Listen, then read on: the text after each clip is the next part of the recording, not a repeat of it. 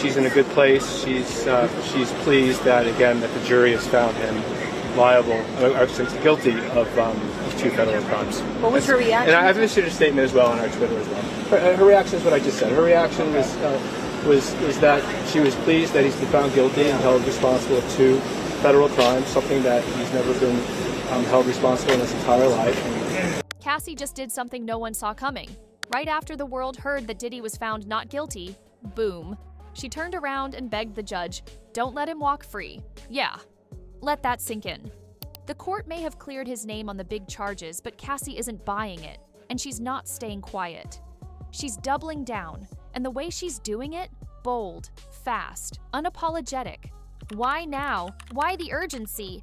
And what exactly is she trying to stop before it's too late? Because whatever Cassie knows, she clearly believes the real danger hasn't even started yet. Stick around, because we're breaking down everything, what she said, why it matters, and how it could flip the story on its head. But before we do, make sure you hit that subscribe button. Now, after weeks of wild testimony, disturbing claims, and headlines that had the whole internet buzzing, the verdict is finally in for Sean Diddy Combs. And let's just say, it's not the slam dunk anyone expected. This wasn't a full win. It wasn't a full loss. It was messy, complicated, and seriously controversial. Diddy was found guilty on 2 federal charges for transporting women across state lines for prostitution. Yep, including Cassie and another woman known as Jane.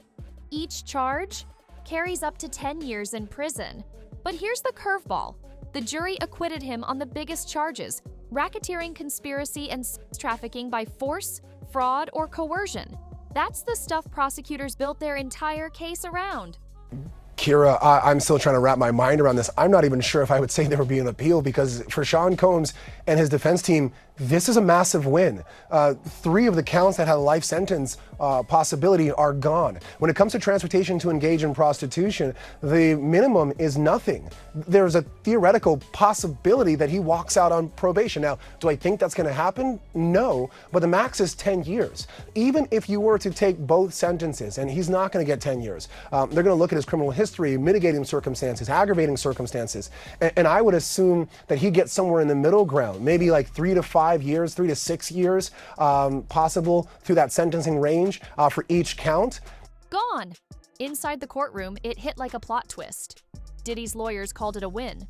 But outside, people were asking the obvious. How do you get convicted for trafficking, but not for the conspiracy behind it? To some, it felt like a calculated outcome. Just enough to say he's guilty, but not enough to bring down a mogul. And just when everyone thought the dust was settling, Cassie made her move, and it hit like a plot twist. She didn't show up in court, but right after the verdict dropped, Cassie reached out through her legal team with one crystal clear message: do not let him walk. And here's the wild part. Diddy, fresh off hearing not guilty on the big charges, was already acting like it was over. He was shouting in court, "I'm going home," like it was a wrap, like he'd just walked off a movie set. He offered to put up $1 million. He put up his homes in Miami and Los Angeles. They're certainly opulent. The jury, the judge, everybody saw pictures of them. And the judge said he would convene a hearing later this afternoon to determine if Combs should be released. He seemed confident, telling his family after the verdict was read, "I'm coming home, baby." And we caught up with one of his sons just a moment ago. He certainly seemed to believe also, Diane, that his father would be released on bail. But Cassie wasn't having it. She told prosecutors she feared for her safety and others involved in the case. No cameras, no spotlight, just pressure right where it counted. And then, boom, bail denied. The judge ruled Diddy was still too much of a risk. His past, way too messy to ignore. Diddy Combs has been denied bail after the verdict in his sex trafficking case, and here's how he took the news. According to NBC News reporters in the courtroom, Combs appeared, quote, deflated as his hopes of going home were seemingly dashed as his lawyers attempted to convince Judge Aaron Subramanian to release their client ahead of his sentencing. In his ruling, Subramanian cited Combs' years-long pattern of violence as a reason for him to remain behind bars, adding that he continues to be a danger to others and unable to follow the law. Now the verdict may have been split, but the reaction? Explosive. On one side, Diddy's family wasted no time celebrating. His sons were seen grinning, fist-bumping, and calling it a win. Despite 2 federal convictions, they treated the partial acquittal like a comeback moment, like Diddy had dodged the worst and was on his way back up. Combs' son, Christian, telling ABC News how happy he is. Hey, yo, we love y'all. We love everybody watching. So happy. Pop's coming home. God bless. God bless the whole world. What was going through your head when the verdict was read? Happy. But outside that circle, the mood was very different. The entertainment world lit up, and not in a good way. 50 Cent, never one to miss a shot, jumped in fast. He used the verdict as ammo, mocking Diddy across social media and throwing more fuel on the fire of their long-running feud. To him, it wasn't justice. It was a joke. And he wasn't alone. Plenty of artists and public figures didn't hold back. Some were furious that a man convicted of transporting women for prostitution could walk away free on the even bigger charges. Following the split verdict, Combs' longtime nemesis, 50 Cent, reacted to the news on Instagram, writing, quote, "Diddy beat the feds, that boy a bad man. Beat the Rico, he, the gay John Gotti," he said in reference to the mob boss who was acquitted on racketeering charges. Aubrey O'Day, who has long been outspoken about her experience working with the rap mogul during her time in the 2000s girl group Danity Kane, also reacted to the news. Now, if Cassie's story helped spark this entire case, then how did Diddy walk away cleared of the most serious charges, the ones tied directly to her claims? According to legal experts, the answer isn't about Cassie's credibility. It's about how the prosecution built their case and what the jury was actually allowed to see. From the beginning, this wasn't a straightforward assault case. Prosecutors went big, charging Diddy under powerful federal laws, racketeering, conspiracy, and by force, fraud, or coercion. These are complex charges, hard to prove, with high standards. The government wasn't just saying Diddy was abusive. They were arguing he led a criminal network built on exploitation. But the jury wasn't fully sold. One of the prosecution's key missteps? They aimed to prove a criminal enterprise, but relied on incidents that were scattered across time, with some dating back over a decade. Do you think the prosecution proved its case? Remember, there are different charges here, right? There's racketeering charges, there's sex trafficking charges, and there's a charge of transportation for the purposes of engaging in prostitution. Why am I pointing that out? Because the last charge is definitely the strongest one, meaning the one that is probably the easiest for the prosecution to prove. Why?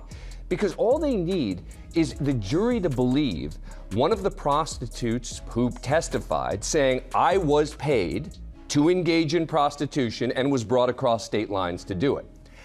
In that case, I think that they've got a pretty strong case. When it comes to the other two sets, it's close. It's going to be very close. Again, I think the RICO, the racketeering, going to be the hardest, sex trafficking next, and this one the most likely of a conviction. Combs did not testify, but the defense not putting on any witnesses at all. What did you make of that? You know, that tells me that the defense believes that there is enough reasonable doubt that they do not need to put on additional witnesses, because some of those incidents had already been settled or closed. Others lacked strong supporting evidence. The timeline was unclear. The testimony at times conflicted. It created doubt, and the defense took full advantage. They didn't pretend Diddy was a saint. In fact, they admitted he had violent, manipulative, even criminal tendencies. But they carefully separated that behavior from the idea of a structured, coordinated criminal conspiracy. Agnifilo told jurors there was no sex trafficking. Regarding Cassie Ventura and Combs having freak-offs, described as drug-fueled sexual encounters with male escorts, quote, "This was their life. No one's forcing her to do this. She's a woman who actually likes sex. Good for her. She's beautiful. She should. It's a lifestyle. You want to call it swingers, you want to call it threesomes, whatever you want to call it, that's what it is." He said the two had, quote, "one of the great modern love stories. She was always free to leave." Their message was simple. Yes, he was abusive, but no, he wasn't a trafficker running an operation. That distinction mattered, because under federal law, intent, pattern, and organization are everything.